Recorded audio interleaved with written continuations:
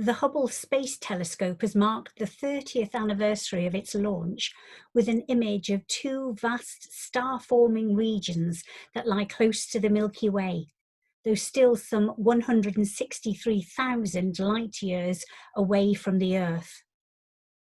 Here are some fun facts. The speed of light is 86,000 miles per second, and it takes 8 minutes for the sun's light to reach us. It takes 3 minutes for it to reach Mercury and 5.3 hours to reach Pluto.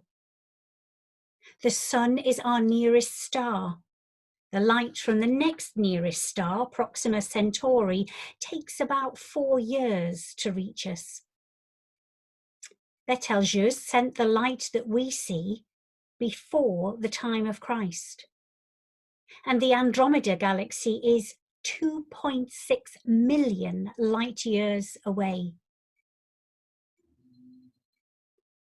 Scientists are learning more and more about our universe, and each new thing we learn hints at how little we know and how much more there is to discover, more than we'll probably ever be able to know.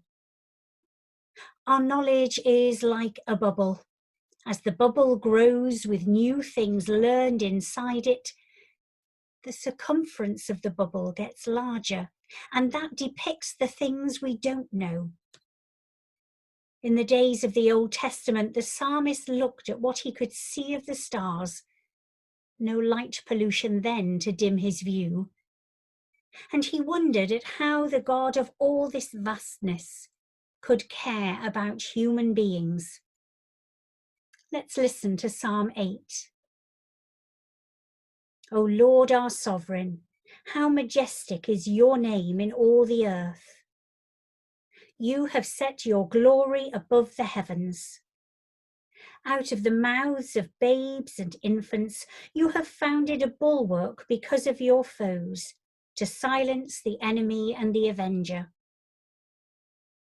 When I look at your heavens, the work of your fingers, the moon and the stars that you have established, what are human beings that you are mindful of them?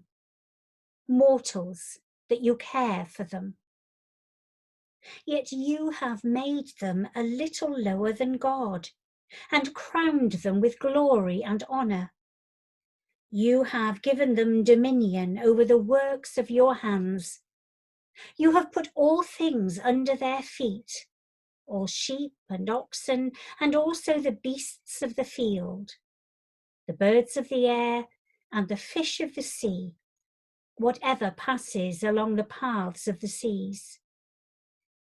O Lord, our sovereign, how majestic is your name in all the earth.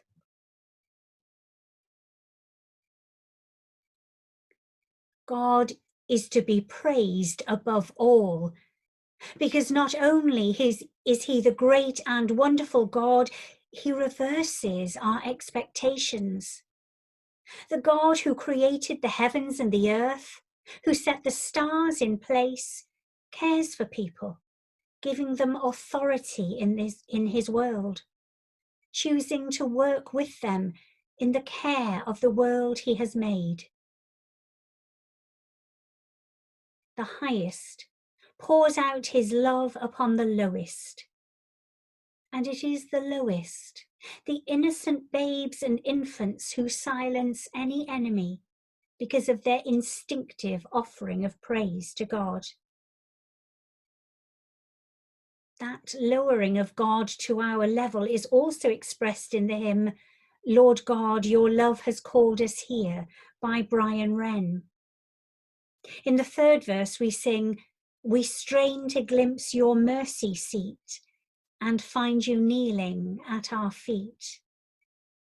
It goes on to speak of Jesus washing the disciples' feet, telling them that he was among them as one who served. To be their master was not to lord it over them, but to be their friend, to come to their level, that he might lift us up to his. That's such an amazing concept. God, who made stars, who made a galaxy 2.6 million light years away from us, creeps in beside us, loves us, serves us, gently reveals himself to us in ways that we can cope with.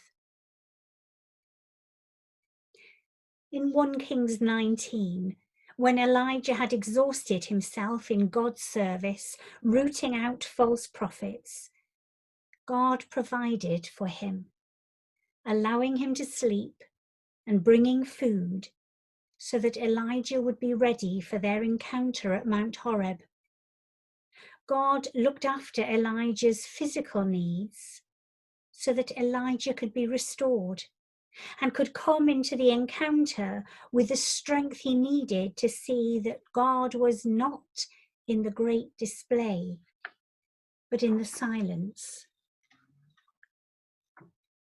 And now we are in the silence, missing our usual forms of worship, of meeting with others, missing the joy of touch, of hugging friends, whether at times of celebration or grief. And the God who formed the universe is with us, loving us, serving us, meeting us in silence.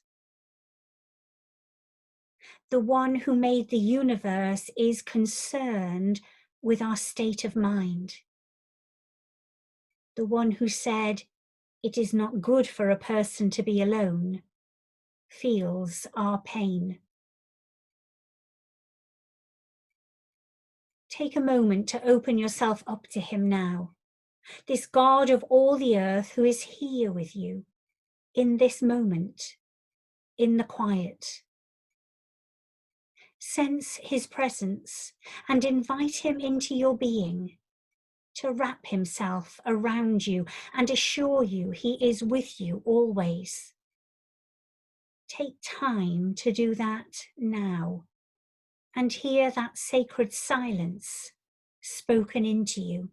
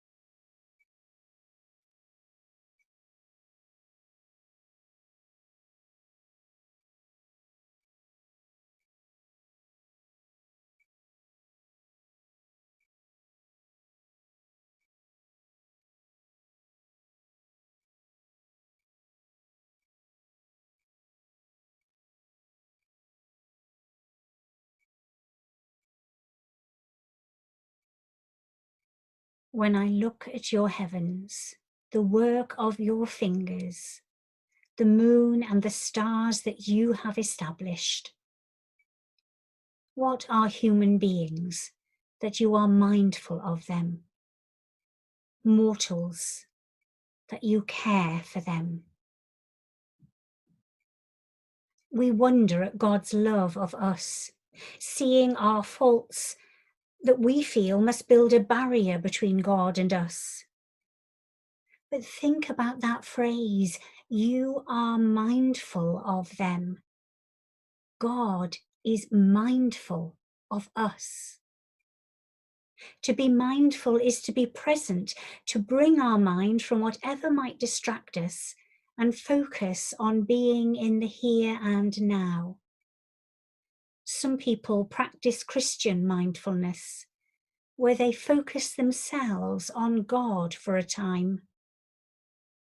And amazingly, God is mindful of us, ever present to us, concentrating on us. Imagine that. And relax into it and just be because God, who formed the stars, formed you and knows you and is mindful of you. So as this reflection comes to an end, keep silence and simply allow him to love you. God bless.